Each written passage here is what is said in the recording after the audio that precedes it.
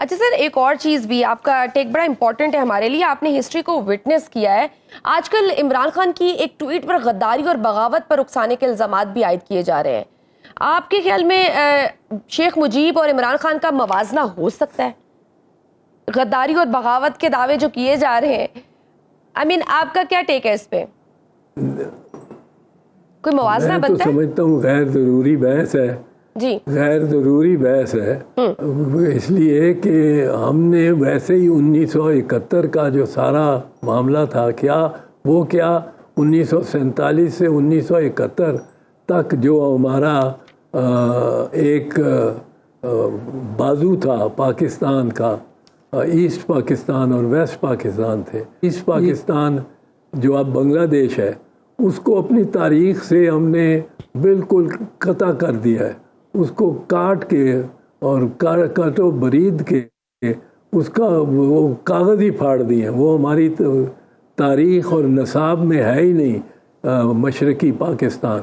اب یہ جب ہم اتنا تاریخ کو ہم مطلب ہے توڑ مروڑ کے اپنی ایک خیالی دنیا میں رہیں گے تو، اور اپنے بچوں کو بھی یہ ورثہ دیں گے کہ وہ ایمنیزیا ہو جائے ان کو اپنی تاریخ کے بارے میں، ان کو پتہ ہی نہ ہو کہ کیا تھے یہاں، کیا کون کون سے لوگ تھے، کتنے بڑے لوگ تھے. اور یہ تو پھر اس قسم کے رد عمل آتے ہیں. ورنہ ایک ٹویٹ سے کیا کوئی غدار بن جاتا ہے یا محب وطن بن جاتا ہے. یہ تو ہماری ذہن میں، چونکہ ہمارے کچھ ذہن idle mind is a devil's workshop انگریز نے کہا تھا، ہم ذرا اور کچھ سوچتے ہی نہیں سوائے نیگیٹیولی. جی اور میں سمجھتا ہوں کہ یہ اس سے ہمیں نکلنا چاہیے، بات چیت کرنی چاہیے. عمران کا بھی جو بڑا سخت ایک پوزیشن ہے کہ میں نہیں بات کروں گا ان تین جماعتوں، مطلب ان کو بھی مذاکرات کرنے چاہیے. ایکسٹریم سمجھتا ہوں. تبھی مفاہمت بات چیت تو ہر جگہ ہوتی ہے نا جی. اور آپ کو مذاکرات سے ہی وے فارورڈ ہے. اور صدر پاکستان ہے، صدر پاکستان جو ہے وہ ایسا بندہ آپ کو نہیں ملے گا جو لوگ ساتھ لا سکتا ہے اور دور دور ایک دوسرے کے دشمنی رکھنے والوں کو بھی ایک جگہ بٹھا کے کوئی حل نکال سکتا ہے. تو عمران کو کچھ نہ کچھ اس میں لچک پیدا کرنی چاہیے. سر، عدت میں نکاح کیس کی بھی بات کرنا چاہوں گی. اس کا فیصلہ سنایا جانا تھا، اچانک جج پر خاور مانیکا نے اعتراض کیا. آج مقدمہ دوسری عدالت میں ٹرانسفر کر دیا گیا ہے. آپ اس سارے معاملے کو کیسے دیکھتے ہیں؟ یہ انصاف میں ڈونٹ یو تھنک کہ تاخیر تھی، یا یہ ایک فیئر ٹرائل کی طرف ہی جائے گا؟ یہ تو کوئی ضد کر کے اور ہلا گلا کر کے وہ بندہ عدالت پہ دباؤ ڈال لے تو، یا سین کریٹ کر دے.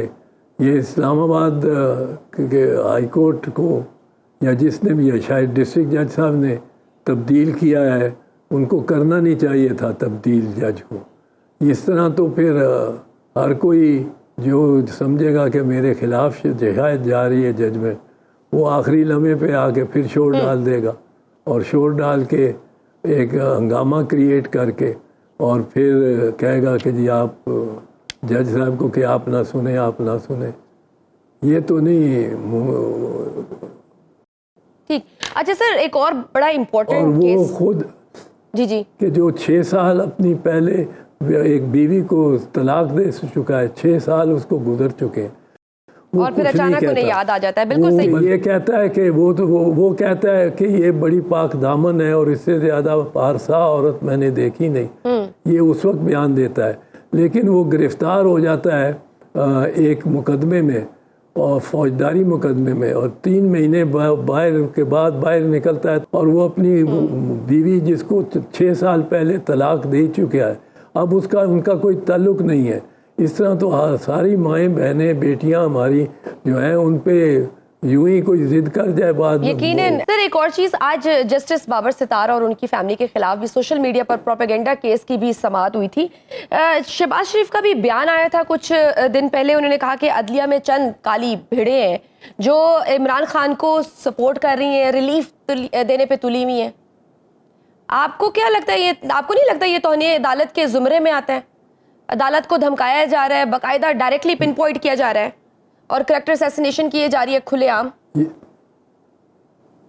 یقیناً یہ کالی بھیڑیں کہنے والا بات تو وزیر اعظم کی جانب سے بالکل توہین عدالت کے مترادف ہے, اور اس کا نوٹس لینا چاہیے تھا ججز کو. پر وہ جب ججز اس قسم کی بات پہ درگزر کر دیتے ہیں تو پھر اور بڑھ جاتے ہیں حوصلے ان کے.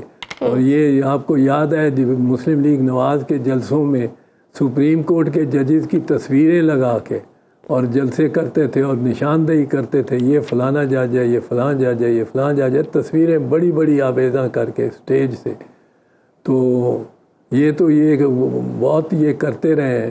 ان کو اصل میں ضرورت ہے کہ فیصلے ان کے حق میں ہو. انہوں نے سپریم کورٹ پہ حملہ کیا کسی جماعت نے تو وہ مسلم لیگ نواز تھی. اگر کسی جماعت نے ججوں کو برائے راست دھمکیاں دیں اور بی بی شہید اور صدر آصف زرداری پہ مقدمات میں سزائیں دینے کا حکم دیا, انہوں نے ججوں کو حکم دیا, اور وہ ان کی آڈیو ٹیپ سپریم کورٹ میں پیش ہوئی اور سپریم کورٹ نے ان کو منظور کیا اور انڈورس کیا. وہ چھپے ہوئے فیصلے ہیں. وہ بھی مسلم لیگ نواز تھی